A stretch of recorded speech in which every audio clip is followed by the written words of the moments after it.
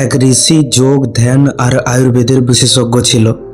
একদিন তার কাছে এক ব্যক্তি আসে যার বয়স প্রায় ৩৫ বছর ছিল, কিন্তু তাকে দেখে মনে হচ্ছিল তার বয়স আরও ১০-১৫ বছর বেশি হবে। সে ঋষির কাছে আসে আর ঋষিকে প্রণাম করে বলে, হে মুনিবর, আমার বয়স তো বাড়ছে, কিন্তু আমার শরীর তার চেয়েও বেশি গতিতে বৃদ্ধ অবস্থার দিকে এগোচ্ছে। আমার ত্বক কুঁচকে যাচ্ছে, চোখের তলায় কালো দাগ পড়ে যাচ্ছে, দৃষ্টিশক্তিও কমে যাচ্ছে, চুল পেকে যাচ্ছে বা ঝরে যাচ্ছে, শরীর দুর্বল হয়ে যাচ্ছে। নিজের শরীরের এমন অবস্থা দেখে আমার চিন্তা হচ্ছে। আমি এই ভেবে ভেবে চিন্তা করছি, তাহলে কি আমি সময়ের আগেই বৃদ্ধ হয়ে পড়ব আর এই দুনিয়া ছেড়ে চলে যাব? হে মুনিবর, আপনি তো যোগ, ধ্যান আর আয়ুর্বেদের একজন বিশেষজ্ঞ। দয়া করে আপনি আমায় এই সমস্যার কোনো একটা সমাধান বলে দিন। ব্যক্তিটির সমস্ত কথা মন দিয়ে শোনার পর ঋষি বলে, আজ আমি তোমাকে এমন 5টি নিয়ম বা উপায় বলে দেব যার মাধ্যমে তুমি তোমার বৃদ্ধ অবস্থাকে ধীর বা মন্থর করতে পারবে, যার ফলে তোমাকে বয়সের থেকে একটু তরুণ দেখাবে। সবার আগে তুমি এটা বোঝো যে আমাদের চিন্তাভাবনার সাথে আমাদের শরীরের সরাসরি সম্পর্ক রয়েছে। হাজার হাজার বছর আগে আমাদের পূর্বপুরুষেরা একটা কথা বলতো যে মানুষ বৃদ্ধ হলেই এই জন্য মারা যায় কারণ তারা অন্যদেরকে বৃদ্ধ অবস্থায় মরতে দেখে। তাই আমাদের এই ভাবনাটাকে মন থেকে দূর করতে হবে যে এই বয়সের পর এই রোগ চলে আসে। তুমি যদি এই সব ভাবনা মন থেকে দূর করতে পারো, তাহলে তুমি তোমার শরীরকে আলাদা করে তুলতে পারবে, দীর্ঘদিন সুস্থ থাকতে পারবে। তুমি জানলে অবাক হবে, আমাদের ৯৯% রোগ আমাদের বৃদ্ধ অবস্থার জন্য হয় না।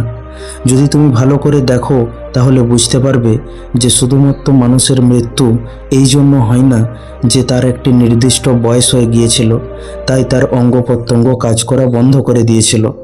বেশিরভাগ মানুষের মৃত্যু তার বয়সের জন্য নয়, বরং কোনো অভ্যন্তরীণ অঙ্গের কাজ না করা বা রোগজ্বালার কারণে হয়ে থাকে। সংক্ষেপে বললে, বয়স আর মৃত্যুর মধ্যে তেমন কোনো বিশেষ সম্পর্ক নেই। সাধারণত মানুষ মনে করে ৩০ বছর পর মোটা হয়ে উঠব, ত্বকের উজ্জ্বলতা হারিয়ে যাবে, ত্বক কুঁচকে যাবে, শরীর দুর্বল হতে শুরু করবে। মানে মানুষ এটা স্বীকার করে নেয় যে এই বয়সের পর শরীরে এই সমস্যা বা এই রোগ আসবেই আসবে। কিন্তু তুমি কি জানো, প্রত্যেক বছর বয়স বাড়ার সাথে সাথে আমাদের শরীরে তার প্রভাব কেবল 1% পড়ে। মানে 99% আমাদের বয়সের সাথে আমাদের শরীরের কোনো সম্পর্কই নেই। কিন্তু আমরা ওই 1%কে আমাদের মাথায় এত বড় বানিয়ে ফেলি যে আমাদের মনে হয় বয়স বাড়ছে মানে আমার রোগ জ্বালাও বাড়বে। তারপর ঋষি বলে, যতক্ষণ না আমরা নিজেরা একে বৃদ্ধ বানাচ্ছি ততক্ষণ আমাদের ভাবনা কখনো বৃদ্ধ হতে পারে না। আমাদের পরিচয়, আমাদের আত্মসম্মান, আমাদের মানসিকতা, আমাদের গুণ, আমাদের ব্যক্তিত্ব, আমাদের বুদ্ধি কখনো বৃদ্ধ হয় না। যদি একজন 18-20 বছরের যুবক নিজের বুদ্ধি, নিজের এনার্জি, নিজের ক্রিয়েটিভিটিকে ব্যবহার না করে, তাহলে সে নামেই যুবক, আসলে কিন্তু তার মন ও বিচার বৃদ্ধ হয়ে পড়েছে। কিন্তু সেখানে যদি একজন 80 বছরের বৃদ্ধ নিজের এনার্জি, নিজের ক্রিয়েটিভিটি, নিজের বুদ্ধিকে যথাযথ ব্যবহার করে, নতুন নতুন জিনিস শেখার জন্য আগ্রহ থাকে, তাহলে সে নামেই বৃদ্ধ, আসলে কিন্তু তার মন আর চিন্তাধারা এখনও তরুণ। পরের জিনিস হলো জল। আমাদের শরীর 70% জল দিয়ে তৈরি হয়েছে, আর জল কখনো পুরনো হয় না। মানে আমাদের শরীরের 70% অংশ প্রতিদিন নতুন হয়ে ওঠে। তাহলে বয়সকে এত গুরুত্ব দেওয়ার কিছু নেই। দেখো, আমাদের 3 ধরনের বয়স হয়ে থাকে। প্রথম, যেটা সময়ের সাথে বেড়ে ওঠে, যেটাকে বেশিরভাগ মানুষ আসল বয়স মনে করে, যেমন তোমার বয়স 35 বছর। দ্বিতীয় হলো শারীরিক বয়স, মানে আমাদের শরীর কোন বয়সের মানুষের মতো কাজ করছে। যেমন কোনো মানুষের বয়স যদি 50 বছর হয় কিন্তু তার শরীর যদি 30 বছর বয়সের মতো কাজ করে, তাহলে আমরা বলতে পারি তার বয়স 50 বছর হলেও তার শরীর এখনও 30 বছরই রয়েছে। আবার কারো 30 বছর বয়স কিন্তু তার শরীর 50 বছর বৃদ্ধর মতো ব্যবহার করে, তাহলে আমরা বলবো সে বয়সের দিক থেকে 30 বছরের হলেও তার শরীর কিন্তু 50 পেরিয়ে গেছে। তৃতীয় হলো মানসিক বয়স, মানসিক বয়স মানে হলো মানুষ মনের দিক থেকে কতটা তরুণ, চিন্তাধারার দিক থেকে কতটা তরুণ। যেমন কিছু মানুষ তরুণ হলেও তারা তাদের মনের দিক থেকে, চিন্তাধারার দিক থেকে বৃদ্ধ হয়ে পড়ে। এমন যুবক যুবতী হয়ে কোনো লাভ নেই। আবার কিছু মানুষের বয়স হলেও তারা তাদের মনের দিক থেকে, চিন্তাভাবনার দিক থেকে এখনও তরুণ। তাহলে সেই আসল তরুণ, যার ফলে সে একটি সুস্থ আর দীর্ঘ জীবন পাবে। তারপর ঋষি বলে, তুমি যদি নিজেকে শারীরিক আর মানসিকভাবে তরুণ রাখতে চাও আর নিজের বৃদ্ধ দশাকে ধীর করতে চাও, তাহলে তোমাকে এই 5টি অভ্যাসকে আপন করতে হবে। যার মধ্যে প্রথম অভ্যাস হলো বর্তমানে থাকতে শেখো। বর্তমানের মুহূর্তে বাঁচা এমন একটি শক্তিশালী পদ্ধতি যার কোনো বিকল্প নেই। দেখো, সময়ের অনুভূতি আমাদের তখনই হয় যখন আমরা অতীতে কিংবা ভবিষ্যতে থাকি।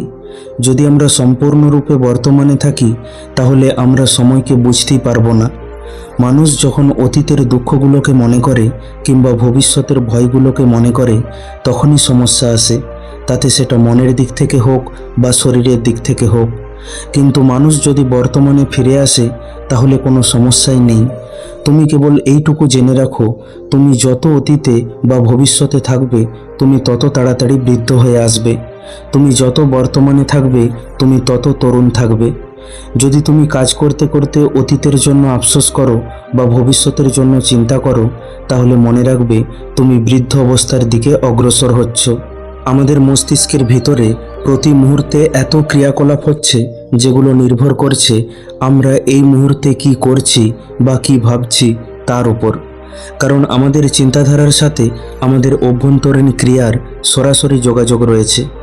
একটি বৃদ্ধ কোষ আর কিছু নয়, সে কেবল ইশারা করে যে যৌবন কি সে তা ভুলে গিয়েছে। তাকে যদি পুনরায় এটা মনে করানো যায় যে যৌবন কি, তাহলে সে আবার এনার্জিতে ভরে উঠবে। মনে রাখবে, দুঃখ আর দুঃখে ভরা স্মৃতি দুটোরই আমাদের শরীরের ওপর একই প্রভাব পড়ে। হয়তো এখন তোমার জীবনে কোনো দুঃখ নেই, কিন্তু তুমি যদি পুরনো কোনো দুঃখের ঘটনা বা কথা নিয়ে এখনও চিন্তা করো যেটা তোমাকে অতীতে দুঃখ দিয়েছে, তাহলে তোমার শরীর তাড়াতাড়ি বৃদ্ধ অবস্থার দিকে এগিয়ে যাবে। শরীরে রোগ ঘিরে ধরবে। বৃদ্ধ মানে শুধু ত্বক কুঁচকে যাওয়া কিংবা চুল পেকে যাওয়া নয়, বৃদ্ধ মানে শরীর ঠিকঠাক কাজ না করা। তাই অতীতে যদি তোমার সাথে এমন ঘটনা ঘটে যেটাতে তুমি খুব দুঃখ পেয়েছো বা কেউ তোমাকে অপমান করেছে আর তুমি আজও সেটাকে মনে করে ভিতরে ভিতরে গুমড়াচ্ছ, তাহলে এমন ভাবনা তোমার শরীরের উপর খারাপ প্রভাব ফেলবে। হতে পারে সেটা এখনকার দুঃখ নয়, সেটা অতীতের খারাপ স্মৃতি। তাহলেও সেটা তোমার ততটাই ক্ষতি করবে যতটা এখনকার দুঃখ করবে। তুমি যদি এইটুকুও বুঝতে পারো তাহলে অনুভব করতে পারবে যে অতীতের দুঃখকে ভুলে গেলে তুমি আরও বেশি সুস্থ আর তরুণ হয়ে উঠবে। এবার প্রশ্ন হলো, বর্তমানে কি করে থাকা যায়? এর উত্তর হলো ধ্যান। ধ্যান এমন একটি প্রক্রিয়া যখন মানুষ অতীত আর ভবিষ্যতের দুঃখ, চিন্তা, ভয় থেকে মুক্ত হয়ে বর্তমানে চলে আসে। আর যে ব্যক্তি যত নিষ্ঠার সাথে ধ্যান করবে, নিজেকে একাগ্র করবে, সে তত বেশি নিজের বয়সকে ধীর করতে পারবে। তুমি শুনে থাকবে অনেক সাধু সন্ন্যাসী বছরের পর বছর ধরে ধ্যান সাধনা করে, চোখ বন্ধ করে নিজের ভিতরে মনোযোগ দেয় আর 100 বছরেরও বেশি সময় ধরে বেঁচে থাকে, কারণ তারা জানে এটা খুবই শক্তিশালী উপায়। তারা ধ্যানের মাধ্যমে নিজেকে এতটা স্থির আর একাগ্র করে ফেলে যে তাদের শ্বাস প্রশ্বাস একজন সাধারণ মানুষের তুলনায় খুবই গভীর ও ধীর হয়ে ওঠে, যার ফলে তারা কোনো সাধারণ মানুষের তুলনায় বেশি দিন বেঁচে থাকতে পারে। ধ্যান শুরু করা কোনো জটিল কাজ নয়। এর জন্য তোমাকে কেবল শান্ত হয়ে বসে নিজের শ্বাস প্রশ্বাসের উপর মনোযোগ দিতে হবে। তারপর দেখবে সময়ের সাথে সাথে তোমার মন শান্ত আর একাগ্র হয়ে উঠবে।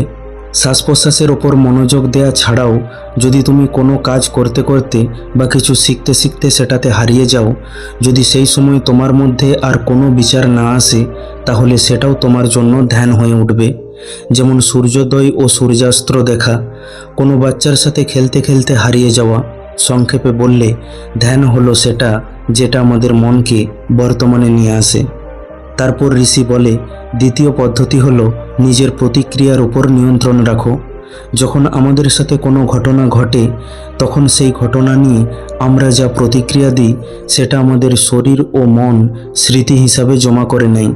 মনে করো কারো সাথে কোনো দুর্ঘটনা হলো, এবার সে এই দুর্ঘটনাকে কিভাবে নেবে আর কি প্রতিক্রিয়া দেবে তার উপর নির্ভর করবে এই দুর্ঘটনা তার শরীর ও মনের ওপর কী প্রভাব ফেলবে। মনে করো সেই দুর্ঘটনার পর সে খুব ভয়, যন্ত্রণা, চিন্তাতে থাকে আর সারাদিন সেই দুর্ঘটনার কথাই ভাবতে থাকে, তাহলে এই চিন্তাভাবনা তার শরীর ও মনের ওপর খুবই খারাপ প্রভাব ফেলবে। কিন্তু সেই ব্যক্তি যদি এমন ভাবতে শুরু করে যে চলো, যা খারাপ হবার ছিল সেটা হয়ে গিয়েছে, এবার জীবনে এগিয়ে যায়, সে যদি এই দুর্ঘটনাকে ভুলে যায় তাহলে সেই দুর্ঘটনা তার শরীরকে এতটা প্রভাবিত করতে পারবে না। মনে করো কেউ তোমাকে অপমান করে দিল, এটা একটা ঘটনা, কিন্তু সেই ঘটনা নিয়ে যদি তোমার এই রকম প্রতিক্রিয়া হয় যে ঠিক আছে, কোনো ব্যাপার না, হয়তো আজ ওর মাথার ঠিক নেই বা রাগের মাথায় ছিল হয়তো, তুমি যদি সেই ঘটনাকে ভুলে যাও তাহলে তোমার প্রতিক্রিয়া খুবই পজিটিভ ছিল, ফলে এই ঘটনা তোমার ওপর কোনো খারাপ প্রভাব ফেলতে পারবে না। কিন্তু আজ থেকে 5 বছর আগে কেউ যদি তোমাকে কিছু বলেছিল আর তুমি আজও সেটাকে মাথার মধ্যে নিয়ে ঘুরে বেড়াচ্ছ, তাহলে সেই অপমান তোমার ততটা ক্ষতি করেনি যতটা সেই বিচার তোমার ক্ষতি করছে, যেটাকে তুমি 5 বছর নিজের মধ্যে জমিয়ে রেখেছো। তাই তোমাকে তোমার প্রতিক্রিয়া বদলানোর দরকার আছে। তুমি তোমার আশেপাশের ঘটা ঘটনা, পরিবেশ, মানুষজন, পরিস্থিতিকে বদলাতে পারবে না, কিন্তু তুমি তোমার প্রতিক্রিয়াকে বদলাতে পারবে। আর যখন তুমি তোমার প্রতিক্রিয়াকে পজিটিভ করে ফেলবে তখন তোমার শরীর সুস্থ ও তরুণ থাকবে। তৃতীয় পদ্ধতি হলো বিশ্বাস। বিশ্বাস করো যে আমি সুস্থ আছি। হতে পারে তুমি কোনো খারাপ সময়ের মধ্যে দিয়ে যাচ্ছ, বা তোমার শরীর খারাপ, কিংবা তুমি কোনো রোগের শিকার হয়ে পড়েছ, কিন্তু তখনও তোমাকে পূর্ণ বিশ্বাস রাখতে হবে যে আমি সুস্থ হয়ে উঠব, অবশ্যই ঠিক হয়ে যাব। সাধারণত মানুষ যখন কোনো রোগের শিকার হয়ে পড়ে তখন তার মনোবল একদম ভেঙে পড়ে, সে বাঁচার ইচ্ছাশক্তি হারিয়ে ফেলে। তখন সে ভেবে নেয় আমার আর কিছু হবে না, আমাকে এভাবেই বাঁচতে হবে। এরকম পরিস্থিতিতে বিশ্বাস খুবই শক্তিশালীভাবে কাজ করে। কোনো মানুষকে বাঁচাতে হলে আমরা তাকে যতই দামি দামি ওষুধ দিই না কেন, যতই ভালোভাবে চিকিৎসা করাই না কেন, তবুও তাকে বাঁচানো যাবে না যদি তার মধ্যে একটা শব্দ চলে যায়, সেটা হলো বিশ্বাস।